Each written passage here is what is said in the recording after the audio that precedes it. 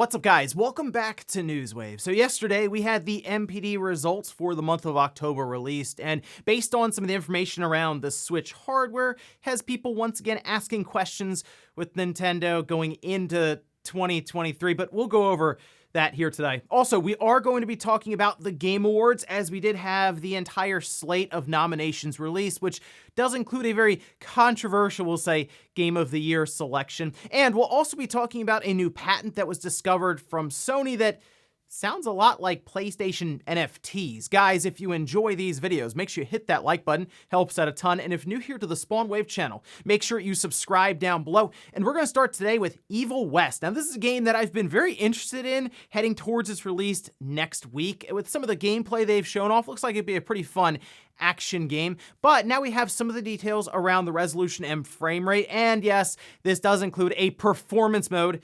Thank you. Gotham Knights does a whole thing there. Not the case with this one, though. We can see this posted up over on Twitter from Focus Entertainment with a whole bunch of systems they have to account for, starting with the Xbox One, the One S, the base VCR model, 1080p, 30 FPS, Xbox One X, 4K, 30 FPS, similar for the PS4 and the PS4 Pro. They say, though, with the Pro, 1080p at 30 FPS with improved graphical quality compared to PS4, interesting. The Xbox Series S appears to be the same in terms of resolution and frame rate to the Xbox One. I assume there could be improved graphical quality like we see with the PS4 Pro right there for it. The Series X and the PS5 will have a 4K or quality mode at 30 frames, or it will have a performance mode, which is 1080p 60 FPS, and most likely will have some sort of upscaling involved with that. But for me, with a game like that, looking at the gameplay, I'm probably going to lean towards the performance mode, maybe jumping into the fidelity mode at 4K just to see how good the game can really look. But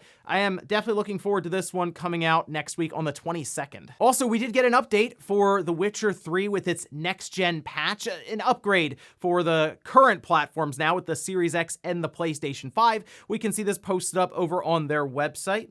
They say the long-awaited free next-gen update for Witcher 3 is coming out on December 14th, so just making it into the end of the year for this one. Now remember, this next-gen update is free for everyone who already owns any version of the game. They say enhanced with the power of next-gen consoles and modern PC hardware in mind, the upcoming update will feature dozens of visual, performance, and technical enhancements, including ray tracing support, faster loading times on consoles, a variety of mods integrated into the experience, and much more. On top of that, we're adding a set of DLCs inspired by Netflix's The Witcher series, such as new weapons and armor for Geralt and alternative looks for select characters. So, I mean, clearly they are pointing out the Netflix's The Witcher series, which brought in a whole bunch of new people for the game itself, and they want to go back and do a patch and upgrade for it. It's good to see that it is free for current owners, whereas what we saw with The Last of Us, that caused some controversy because that wasn't the case there, but good to see The Witcher 3 continuing on with an update coming out next month. Oh, and while there has been talk around the rumors for a new Mortal Kombat game, that being Mortal Kombat 12, there is an older Mortal Kombat game on the 360 that I really did like, and unfortunately, it got delisted. You can still use it through backwards compatibility on current Xbox systems with the disc, but otherwise you can't buy it digitally. At least that's how it is now, but maybe that could change. We can see this posted up from Ed Boon, who just allowed people to ask him stuff. Hey, on Twitter, go ahead and ask me some questions, I'll answer them. And one of them was Mortal Kombat 9 backwards compatibility. And Ed Boon says they're looking into it. Now, this is a couple of days ago, and initially I saw it, I was like, hey, that's kind of weird. It already is backwards compatible. But the fact that it's not listed on the store is an issue, and it would be cool to see that come back and just be listed. I believe the problem has to do with some of the licensed downloadable content, specifically some of the guest characters they had on there. I think, like Freddy Krueger. So if they could work that out and unfortunately maybe even have to remove that character, I guess, it would be nice to see Mortal Kombat 9 come back because it was a pretty interesting story even that they had going on there. So I would definitely take another look at it. And who knows, maybe with this added backwards compatibility or relisting, they could do some enhancements when it comes to the visuals for the newer systems. And guys, with some of the quick news out of the way, Anyway, let's get into the bigger stuff. Let's start right away with the NPD results for the month of October. This runs, I believe, until October 29th, so it leaves a few days out for the month, but it gives us a look at several titles that released, which includes Call of Duty, Bayonetta, and Mario Rabbids Sparks of Hope. It also gives us an interesting result when it comes to hardware sales in the US that certainly had people, once again, asking questions when it comes to the Switch heading into 2023. First, though, let's head over here to Twitter with Matt Piscatello, who did an entire rundown of all of the information for the NPD in October. That'll be linked down below in the sources if you want to read through this a bit more. But he says dollar sales of video game hardware fell 10% in October when compared to a year ago to $424 million. Double-digit percentage dollar sales growth for both PS5 and Xbox Series console was offset by declines on other platforms, which at that point I would assume that's the Switch. And with the follow-up tweet, PlayStation 5 was the best-selling video game hardware of October, both unit and dollar sales, while Xbox Series ranked second across both measures, which means, yes, the Switch came in, last place then in the NPD results for the month of October, despite having some larger releases. Mario Rabbids Sparks of Hope, Mario's right there on the front of the cover, and even Bayonetta 3 coming in right at the end of the month. The Switch, though, in the US specifically, it's very easy to find one of these systems. Like, they're in stock, just in stores at local Walmarts, Best Buys, Targets. I walk in and they're right there. So the demand could still be decent enough, but it's not enough from what I'm seeing anecdotally to just completely sell out everywhere. I mean, go on Amazon and just pick one up, no problem, and it'll be shipped to me by tomorrow morning. We also ran a poll here on the channel with over 57,000 votes. 96% of the people who voted said, yeah, it's pretty easy to find a Switch, so you can kind of see where this is going with people wondering, is the Switch just kind of losing a step here when it comes to the overall demand? And does that mean that maybe as we head into 2023, Nintendo has to think about either moving on from this generation or working to extend it in some way? Now, for me, when I look at this data, yeah, it's hard to refute that the Switch got outsold by the Xbox and the PlayStation 5 in the US. However, I do want to see how things shake out for the holidays, but specifically for November with Pokemon. I will admit, if Pokemon releases and the Switch still comes in third place behind the Xbox, then it's like, oh, okay, yeah. Nintendo might want to think about things going into 2023 a bit more.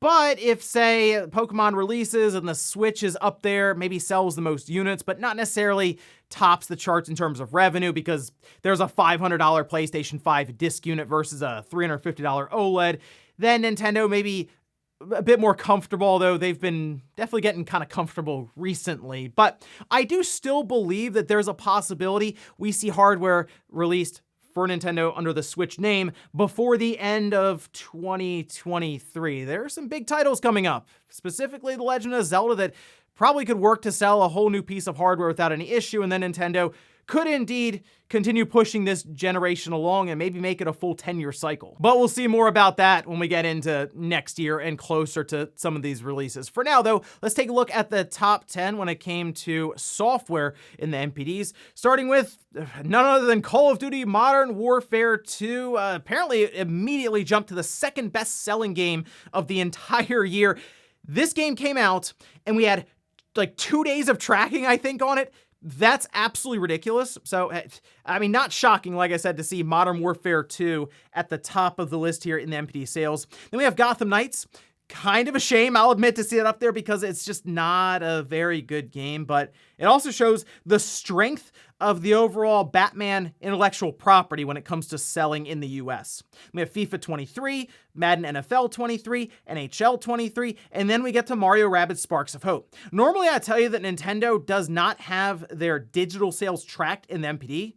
Actually, with Mario Rabbids Sparks of Hope, because that is Ubisoft who's the publisher, it is indeed tracked, so that is physical and digital sales. Not a bad spot there, coming in at number 6. Persona 5 jumped heavily from 291 last month to number 7, obviously coming out on the Switch, PlayStation 5, and the Xbox. Apparently, the Switch had a huge cut of those sales, so we'll see if Atlas is paying attention to that one. NBA 2K23. Then we have Bayonetta 3. Those are just the physical copies. Not bad, I think, for an intellectual property like Bayonetta coming in there at number 9 with, 2 days that was tracked in terms of sales. And then Elden Ring, because it's basically always been around the top 10. So for the most part, when it comes to the software, I mean, it was expected that Modern Warfare 2 would be in there at number 1, but Gotham Knights, I'll admit, caught me a little off guard there, placing all the way up at number 2 despite some of the reception around it. Otherwise, though, the hardware, sure, the Switch coming in at 3rd place. We'll see how things kind of shake out as we head throughout November and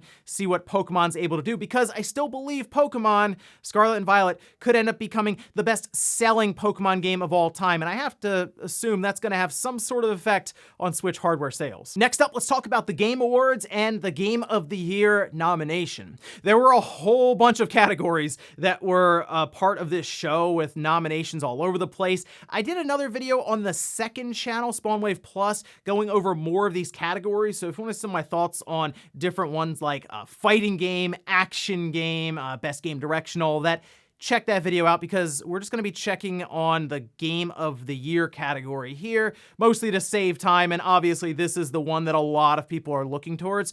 And there is a game in there that no one was really expecting to be in there. But let's take a look. Starting with A Plague Tale Requiem. That's not necessarily surprising. In fact, we were able to guess on the podcast basically every game here except for one. So Plague Tale Requiem to me makes sense being there. Elden Ring, obviously that's going to be in there. It's the highest rated game of the year, or new game of the year, I should say. Then we have God of War Ragnarok, another game in the mid-90s, so it makes sense. Horizon Forbidden West, that came out like towards the beginning of this year, and good to see people remembered that it did, because it got absolutely overrun by Elden Ring. Stray is this is the controversial one. There were a lot of people who were kind of arguing back and forth online, specifically on Twitter, about this inclusion. You know, I'm okay with it. We know that there is an indie game that typically finds its way into the Game of the Year conversation, or at least the Game of the Year category. It works to shake things up when it comes to the conversation of the entire thing, but Stray was an interesting game. I will say that. It was not what I was expecting from the previews, because it turned into, from what I thought was going to be a platforming game, into more of a point-and-click adventure game, but it was very unique and different, and I can see why it stands out to make its way into the Game of the Year conversation. And then Xenoblade Chronicles 3, which is great to see this. There were concerns that it might get snubbed in some way, but I'm glad to see that it made its way up there. One of the higher rated games of the year, an awesome JRPG. So hey, shout out to Monolith Soft for getting in the Game of the Year conversation. But obviously, people are wondering, okay, who's going to win, Elden Ring or God of War Ragnarok? Because that's what everyone's looking towards. They got the most nominations across the board. I believe God of War Ragnarok had 10 and Elden Ring had 7. So yeah, it's basically these two head-to-head for the most part. I think we're expecting one of those two to win, and I'm still working through God of War Ragnarok, but I am really, really enjoying it. So as long as it holds up and continues through, it's going to be a tough choice, because I liked Elden Ring as well. So I'm going to reserve my pick until I complete God of War Ragnarok, and that will probably be later on this week, at which point I'll talk a bit more in depth about which one I think will win, and even on the podcast this weekend, I'm sure I'll have some thoughts. So make sure you tune in then, and also let me know which game you think will take it from the Game of the Year nominees. Next up, let's talk about a game that is out today on Game Pass, and when the reviews went live for this, seemed to surprise quite a few people, but you have to remember, this is from Obsidian, and they don't miss that often. Let's take a look here. This over on Metacritic for Pentiment, coming in at an 86 on the Xbox Series X. I believe it's an 87 on PC. The reason I chose the Series X one to show here is because I typically go with whichever system has the most reviews, and this is coming in at 42 critic reviews. If we take a look at the split here, 38 positive, 4 mixed, and there were some perfect scores getting thrown around here. In fact, IGN gave it a 10 out of 10, and a lot of it has to do with, yes, the writing itself and the unique presentation. Apparently, though, a lot of the writing and the narrative parts of it are really, really good. So even if the art style isn't necessarily your thing or any of that, it outweighs that, and it does actually make it a very compelling experience. Even when you're playing through it, there are certain parts you won't be able to see on your initial playthrough because there's like a timing element involved here. Some of the lower reviews includes GameSpot giving it a 6 out of 10. And part of of that is from, apparently, that time limit. They say, but limiting how much time the player actually has to engage in the game's best parts hurts the overall experience too much. And I heard that initially in the review, and I said, that doesn't sound great. The idea of having to be siphoned and pushed through quickly because you're just running out of time and you won't be able to experience everything. I don't know. I feel like I would have to see how that works for myself playing through it, and if I would get to the end and feel the need to go back, play through it again and try a different path. I guess it also comes down to how long one playthrough is on the game, but I will admit, this one surprised me a little bit here because while I understand the writing and the lineage behind this with Obsidian, it looked kind of strange from the outside. But hey, that's, I guess, why you don't judge a book by its cover, and it's going into Game Pass. If I get a chance at some point, maybe I'll download it and give it an hour just to see if it can grab me with its narrative and the entire mystery that they're trying to play into here. But hey, Pentiment coming in at an 86, one of the higher rated games of the year. And in our last bit of news, let's talk about Sony and a recent patent that was discovered that appears to describe them having their own take on an NFT. We can see this posted up with the patent titled Tracking Unique In-Game Digital Assets Using Tokens on a Distributed Ledger. Now this is applied for by Sony Interactive Entertainment. They have the publication date as 10/11/2022, so it's pretty recently that it was made public, but it was applied for more than a year ago, 7/5/2021. It's a system and method for tracking digital assets associated with video games. The digital assets may be in-game digital assets, such as in-game items or characters. The digital assets may be video game digital media assets representing moments of gameplay of a video game, such as video clips or images. The digital asset is created and distributed ledger tracking a history of the digital asset is created and stored across devices. A unique identifier and metadata identifying properties of the digital assets. They also talk about ownership and visual appearance or any of this stuff being changed and then updated with the history, even going as far as say a new block can be generated for and appended to the distributed ledger, identifying the changes of the history of the digital asset. The new block can include hashes of previous blocks. I mean, yeah, that's technically describing NFT and blockchain technology. Basically them including a patent that would bring that into their games when it comes to digital assets. With their recent thing with PlayStation Stars, they were asked, hey, these look like NFTs. Are these NFTs? Those like collectible trophies you can get, right? That you put in your display case and it looks like a very old version of Photoshop put it together. They said, no, these are not NFTs. We are not associating with that. I kind of look at this patent that they applied for a while ago, over a year ago. Maybe they were thinking about it. They're like, you know what if we made these like NFTs and people could trade them back and forth and sell them? It has a whole marketplace. Very possible. Now, they could have pivoted away from that, but also kept the patent as a just-in-case thing because they spent so much time developing it.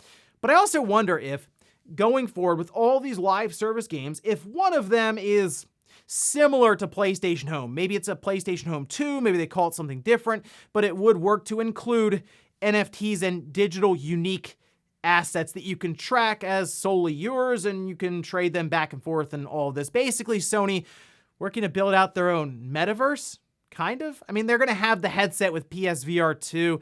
They might take a shot at it and see what happens. That was kind of the plan with all these live service games. Try a bunch of different things, see what sticks, and then move on from there. So we'll see if this patent becomes anything, because at this time, that's all it is. But it's interesting to see them developing what appears to be an NFT of some kind. And before we go to the comment of the day, we're going to take a look at the poll that I posted up yesterday, where I asked the Game of the Year nominations are set for the VGA, with Elden Ring and God of War getting the most nominations. Who takes it? I wanted to just do an entire poll with 6 options, all the different nominees here, and people just vote. But unfortunately, I can only do 5. I didn't want to group any, like 2 of them together or something, but I decided, you know what? God of War Ragnarok, Elden Ring, who takes it? 56% said Elden Ring. 13% said a different game that was nominated, but Elden Ring. I do think we could go into the Game Awards with everyone expecting Elden Ring to win, and then out of nowhere, God of War Ragnarok takes it. The game is super high quality, so it's not too shocking, but kind of reminds me of back when God of War 2018 won. A lot of people went into that Game Awards thinking that Red Dead Redemption 2 was going to fully sweep, and then God of War took it at the end. So maybe we're setting up for another one of those kinds of situations. We'll see. And we'll finish up with the comment of the day, as you're seeing here. This is from Reverb saying, I love Sonic Frontiers. It's definitely going in the right direction for the series. Yes, the issues like popping are a problem that needs to be fixed, but I think the worst thing for me is when I wanted to platinum the game and had to update rings and speed to 99. I sat for 2 hours upgrading the speed and rings one by one from the Outer Cocoa. That was just horrible. So that's actually a thing, because I went up to upgrade, I think it was my speed. I want to drop 5 levels on this because I had just been kind of collecting and doing some of the side stuff.